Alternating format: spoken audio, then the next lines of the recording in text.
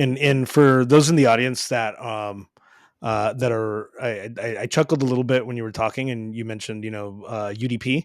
It brought me back to, and for those in the audience, right, I'm addressing everybody here that has ever had an interview that was related to some kind of networking technologies, and you got the question, right? What's the difference between TCP and UDP? Which I've had that question. That's why it's important to know your TCP IP networking. It is really, and even today with how much we do in IT, sorry, a semi soapbox rant. Even with what we do in IT today and it being mostly TCP focused, the fact is there's so much going on UDP that you're not paying attention to. That's incredibly important. ARP is in there. It's kind of a big thing. Right. How we do things in these environments is we've gotten so good at it. It's almost like been left behind. So, that runs perfectly. Who needs to understand that? Yeah. I mean, who needs to understand how networks work? Right? Yeah. So a little bit. So going a little bit more towards the harder security bend of things in OT environments. Could you talk to us a little bit about what types of attacks? What are the TTPs?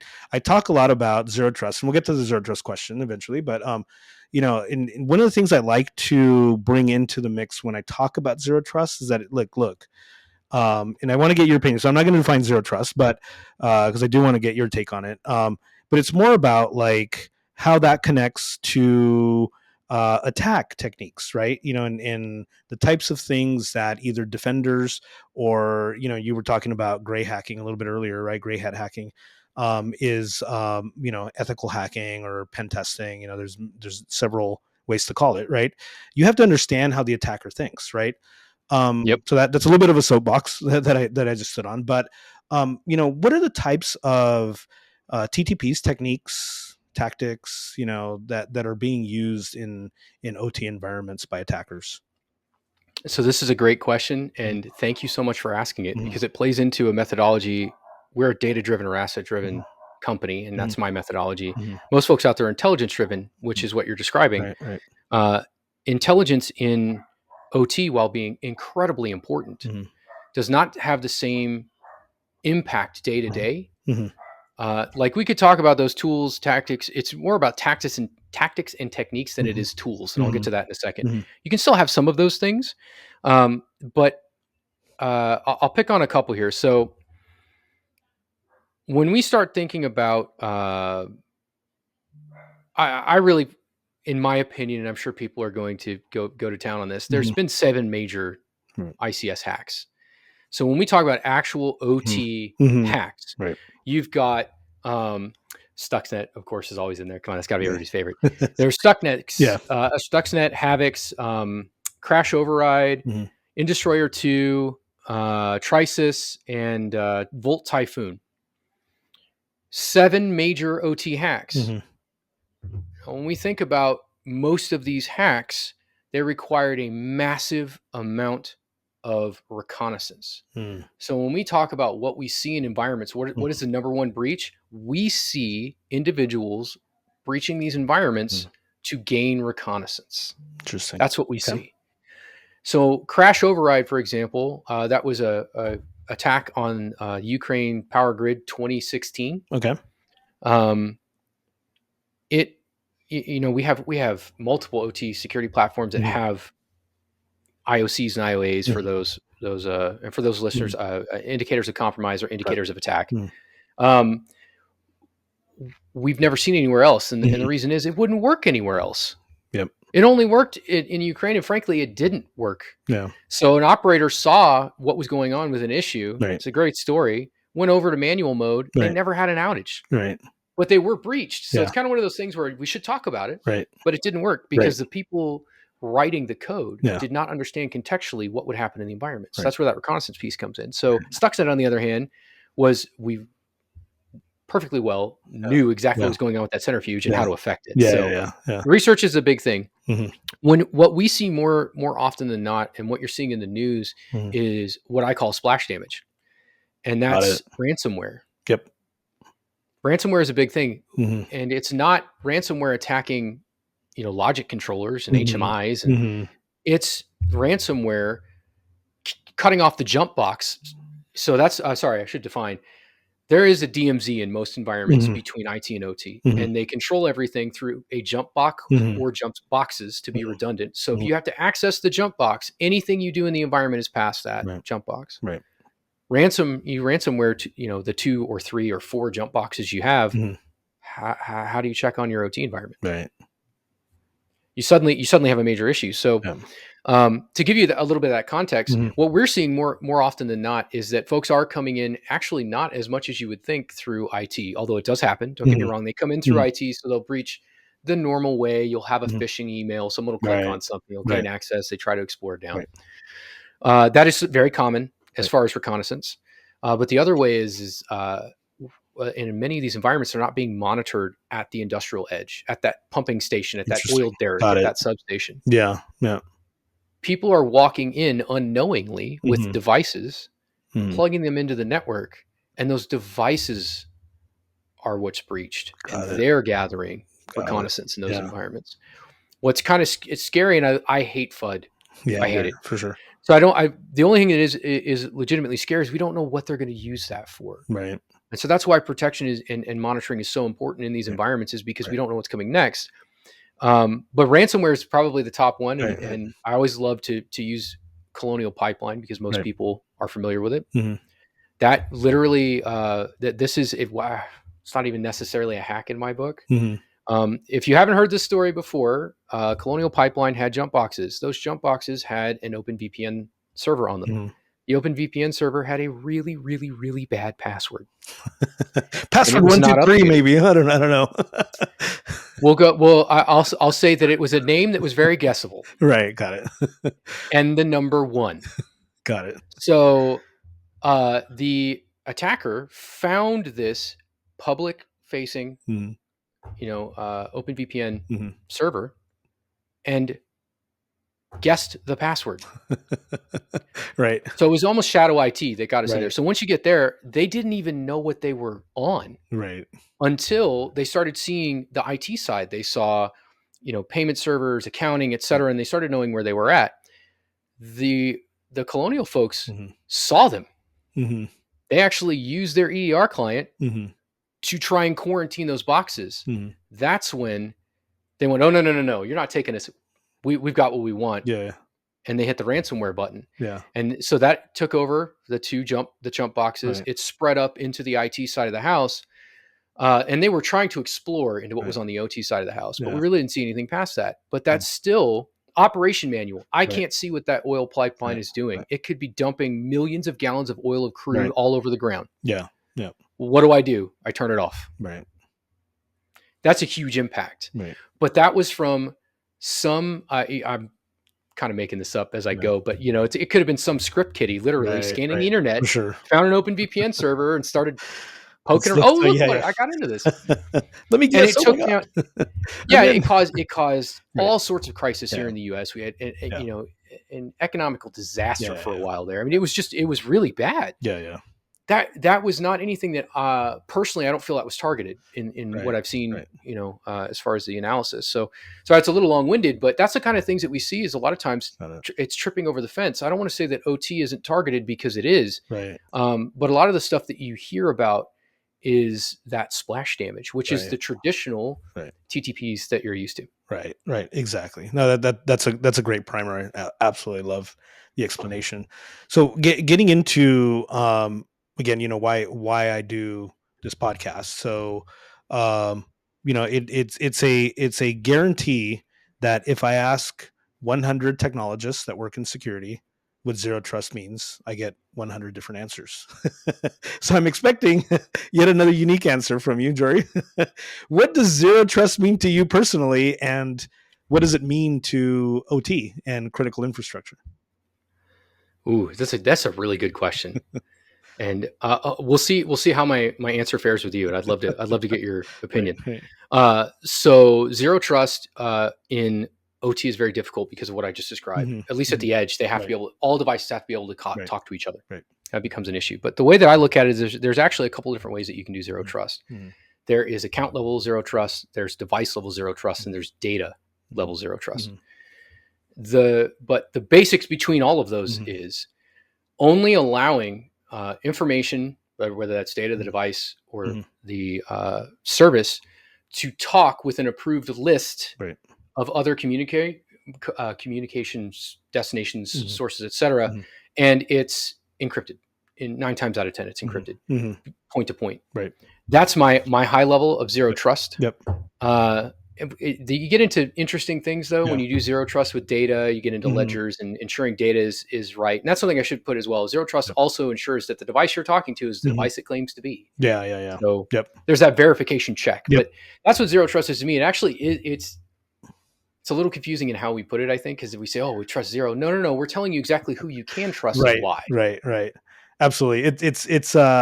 It's I would say great definition. I think there's the explicit aspect of it, right? I think that's where you're getting at, right? There's the explicit verification aspect of those communication channels, whatever that could be, along with, and I think that's the interesting challenge, right? When you were talking earlier about, the authentication aspects of it, or the lack of in some of these environments, right? It's like, a big part of zero trust is about verifying identities, right? So that's kind of the question in my brain right now, is like, in these environments that are kind of, they're discrete components, like you're talking about at a pump or pump station or something like that. It's like, how do when I'm either validating explicitly the communication between devices, right, or looking and analyzing audit logs of these things, right, which is another big part of zero trust architecture, right? It's like, how do I tie that into, an eventual, whether that's a human, right, that I can point to. I mean, it obviously, in sort of the big world, it's like, I've got at the very least, I can tell whose credential was compromised, right? But how do you make that? How do you do that final last mile tie-in, I guess, in that world? In many cases, that last mile tie-in, the best way that I've seen it done so far, and I'm going to mention another company here, is Tributech. And what Tributech does is actually a version of digital twinning a little bit. Okay. Yeah. But when they do in this digital twin is they actually verify the data. The data becomes a trust source. So when the data is produced by the controller, for example, that is, and I'm probably doing this horrible justice, so I apologize, but that is basically hashed, it's salted, everything. This is the data. Right. And it cannot change from this. Right. And then verification is on the data and not the device or the authentication. Right. That's the way that I've seen it implemented, probably the best. But that's at the edge when we talk about that actual operation. When we get to the switch level, right? And it have to be a managed switch, but we get to the switch and it's communicating back to a centralized area, then you can apply traditional zero trust without an issue. Got it. That makes sense. So I'm gonna change gears a little bit, but before I change gears, I do want to say, well, a couple things. Congratulations on launching Ignite Onsite. I saw your announcement. Thank you. And I would love to hear about it, and maybe tell the audience what that is and how you revolutionize OT. Yeah, absolutely. So Ignite Onsite is actually a product bundle that we've built specifically for responders and consultants and advisors out there. What it does is empower them with the sensor that we create. So here at EmberOT, we have a software sensor. It's called Ember. Ember is different in the sense that it requires no hub and spoke. It does everything at the sensor. So all your ingestion, your dissection, your processing, your curation, your normalization, your asset identification, threats, et cetera, it's all done at the sensor. And we do that in software, meaning you can deploy on existing gear. Got it. Ignite Onsite is actually a per seat set of sensors. We actually arm the responder or the consultant or the advisor with 3 sensors that they can go out and deploy as needed. And those are standalone. So that's going to collect your packet captures. It's going to look for things in the environment and actually empower them and hopefully automate some of their job, but also empower them to show more actionable insight to their customers or to their management. So I've got congratulations on that. That sounds great. I love the entrepreneurial spirit in general, but I love that, you've latched onto something that is going to be make us a lot safer. Let's put it that way. Now that we've had that part of the conversation, right? I do mean all of us, right? So I promised I would switch gears here. So what gives you joy in your job? And this is kind of a combo question, right? And conversely, what keeps you up at night? Anyone who's watching this, I apologize. I'm probably going to make you motion sick right now. We're gonna just pivot here. Right. You see this lovely painting? It's made by a dear friend of mine when I was at FireEye. You can see it's a superhero depiction, right? Right. What gives me joy in my job is that I get to be here and I get to help guide the next generation of superheroes. We get to be the tool, the sword, the armor, Iron Man's suit, if you will, to help people defend what they need to defend. And that geeky or not, it doesn't matter if it's Star Wars, dark side, light side. It doesn't matter if it's, Superman versus dark side. It's that struggle between good and evil that I absolutely love. And it equates to everything that I do every day. What keeps me up at night right now? I think the thing that keeps me up at night more than anything is the amount of data out there on the internet that is frankly bad. And when I say that is, you can, and I'm sure you've done it, the zero trust was a great way. Like you could Google zero trust and get 7 wrong answers and 1 right one. Right. And that even my understanding of zero trust is based off of what I've seen. But when it comes to understanding that, that actually does keep me up at night. And I've thought many, many times it would be fantastic if there was a way for us to easily point out when information is bad. Or when, and sometimes information isn't bad. It's the tact that's taken when it's given. I think that's probably one of my biggest things. And hopefully someday I'll be smart enough to figure out a way to combat it. It's not about necessarily removing, but it's about giving people access. If they're reading something, it's about giving people access to maybe 3 other things that might slightly differ. And I hate to say this to most folks out there, but there is a diamond model that was actually created by some folks over at Dragos. Sergio and Rob over at Dragos actually created this diamond model. And it's the way that I actually approach anything that I read. So if I'm going out and I'm reading about what is StrongDM, I use the diamond model to find different resources and then compare things in the middle so that I have a better understanding of what it is that you do. And I stress everybody should do that because it's the same thing when you're trying to find out the best mechanic shop to go to. Like there's just so much stuff. That keeps me up. Just how much information is out there and you can't trust it. We used to be able to trust, reviews. How many of those are bots at this point? That kind of like, that's my trust issue. Oh, I should have said that. I should have said that. It's okay. That's my trust issue. It's allowed to have multiple trust issues. Trust me. We're in the security world. We have more than one, for sure. That's definitely one of my trust issues. Is even myself when I like to use these wonderful tools that we have. How do you know the data is good? Right. Well, I mean, you're absolutely right, especially with a lot of us, right? I'm not going to say everybody, but a lot of us have come to either use as a research assistant or depend on something like generative AI, right? Oh yeah. In our world, to your point, right? AI poisoning, LLM poisoning. You put bad data in, you're going to get bad answers out, right? Yeah. But I mean, we all use Wikipedia. Yeah. True. I could change anything I want on Wikipedia. It's just got to get approved. That's not that hard.